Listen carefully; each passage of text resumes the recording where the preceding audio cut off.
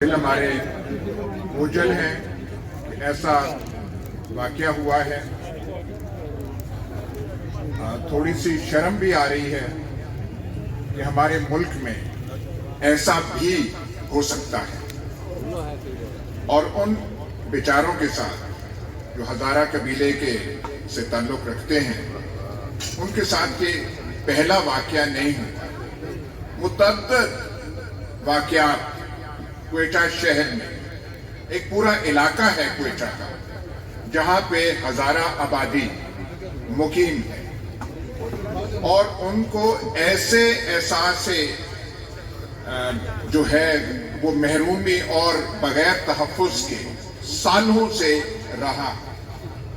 ये हमारे लिए बायस माशरा एक इज्तमाई तौर पे ये बायस शर्मिंदगी बायस निदामत है कि ऐसे वाक़यात दहशतगर्दी वैसे बुरी चीज और मसलक की बुनियाद पे दहशतगर्दी का इर्तिकाब किया जाए जो पाकिस्तान में पहली बार नहीं हुआ।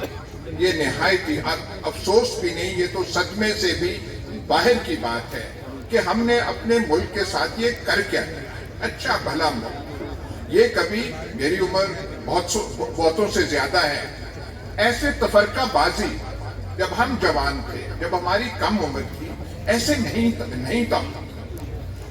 अपनी अज़ादारियां निकालते थे, शिया हजरात सुन्नी अपना वो करते थे, इमाम बारगाहें भी आबाद थी, मस्जिदों में भी लोग जाते थे, लेकिन ये गोली की जबान, बमों की जबान और ये जो सफाक अंदाज से ये बिल्कुल पिछले कोई आप कह लें 30-35 साल और बहुत सारे हालात अफगानिस्तान में हुए उससे मुंसलिक और हम इस दरिया में बहते हैं। ये तो चले होगी बात और मेरा यहाँ पे मकसद आके तारीख बयान करना नहीं। एक जो बात समझ से बालातर है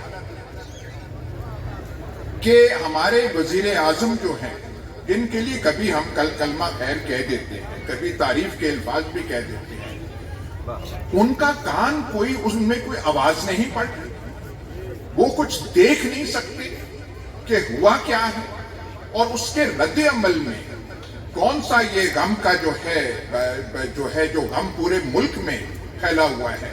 और ये सिर्फ शिया हजरात तक ये महदूद नहीं है, जिसका भी कोई दिल है, जिसका भी ज़मीर है, जिसमें थोड़ा सा एहसास है, ये तो शिया और सुन्नी से बालातर बात है। और वजीर आजम है वहां बैठे हुए हैं और वो जो वहां पे माएं बहनें बच्चियां वहां बैठी हुई हैं लाशें लेके, वो क्या रही हैं? वो ये तो नहीं कह रही कि आप समुद्र में गोता लगा के वो जो कातिल है कर लें। वो कह रही है हमें दिलासा तो कोई देने वाला आए, हमारे आंसू तो कोई पूछने वाला आए। वो जो लड़की है जिसने कहा कि हम 6 बहनें हैं, हमारे घर कोई वो जनाजा उठाने वाला मर्द नहीं रहा। भाई वजीर आजम हो कोई और है, वो सिर्फ थोड़ा कह रहे हैं हमारे लाशों को थोड़ा सा सहारा तो दे।